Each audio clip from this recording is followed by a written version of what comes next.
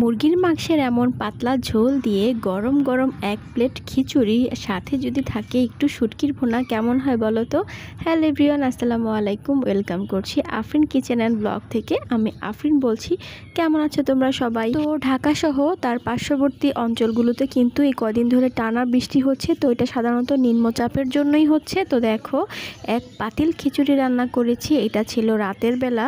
তো যাই হোক, এই তো দেখো খিচুড়ি এত মজা হয়েছিল। খিচুড়ি রান্নার সময় কিন্তু সবসময় আমি একটু পেঁয়াজ আর রসুনের বাগার দিয়ে থাকি।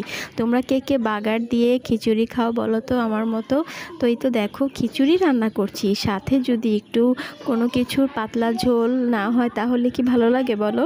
আজকে কিন্তু আমি কোনো রেসিপি শেয়ার করছি না তোমাদের সাথে। আজকে শুধু শেয়ার করব আমি এই ওয়েদারে কি রান্না করলাম আর কি খেলাম, আর আমার বারান্দা বাগানের একটু অংশ থাকবে আর কি তোমাদের সাথে। তো দেখো, এই তো বাইরে কত অন্ধকার, এটা কিন্তু তখন বাজে রাত অলরেডি 10টা।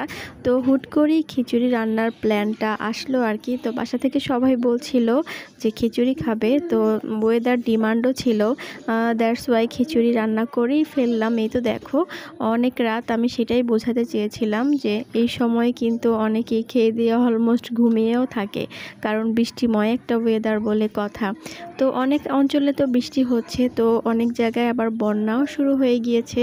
তো দোয়া করব যে বন্যা কবলিত অঞ্চলগুলো যাতে কোনো ক্ষয়ক্ষতি না হয় বড় ধরনের। এই তো দেখো, এখানে কথা বলতে বলতে মুরগির মাংসের পাতলা ঝোল রান্না করা শেষ। আমি কিন্তু সবসময় গরুর মাংস কিংবা মুরগির মাংসের মধ্যে একটু আলু দিয়ে থাকি, আমার কাছে খুবই ভালো লাগে।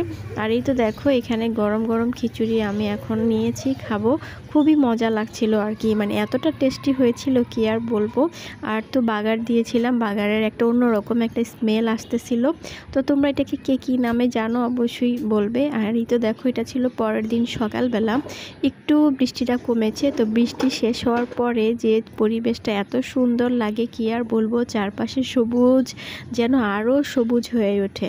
দেখো একদম স্বচ্ছ, সব কিছু চকচক করতেছিল। আর এই তো এটা আমার বারান্দা বাগান ছিল, এক কর্নারে এই গাছগুলো ছিল, নয়নতারা ছিল, বেলি ছিল, আরও পুর্তলিকা ছিল। তো যাই হোক, আসলে কিছুদিন যাবৎ বাগানের কোনো যত্নই করতে পারতেছি না, আমি নিজেও একটু অসুস্থ। তো মোটামুটি এখন একটু সুস্থর দিকে তোমাদের দোয়ায়। তো অবশ্যই সবাই সবার জন্য দোয়া করব। আর এই পাশে দেখো, এখানে আমি চাশনি পাতা লাগিয়েছিলাম, দেখো মাশাল্লাহ কি সুন্দর পাতা এসেছে।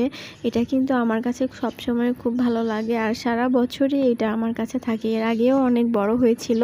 তো মাঝে মাঝে দেখা গেল ঘরে ধনে পাতা বা চাশনি পাতা না থাকলে আমি আমার বাগান থেকে এক চিমটি পাতা এনে রান্নাতে দিলে একটু ফ্লেভার আসে। দেখো এখানে ঘৃতকুমারী ছিল, আর এটা ছিল নীল অপরাজিতা একটা গাছ। তো যাই হোক, এইগুলা তোমাদের সাথে মোটামুটি শেয়ার করলাম। আর এটা দেখো গোলাপ গাছ, এই গোলাপ গাছটার আগা মাথা আমি কিছুই বুঝি না, তো বারবার কেটে দিতে হয়, মানে উল্টাপাল্টা ডাল বের হয়। আর এই তো দেখো বাহিরের ওয়েদারের কথা কি আর বলবো।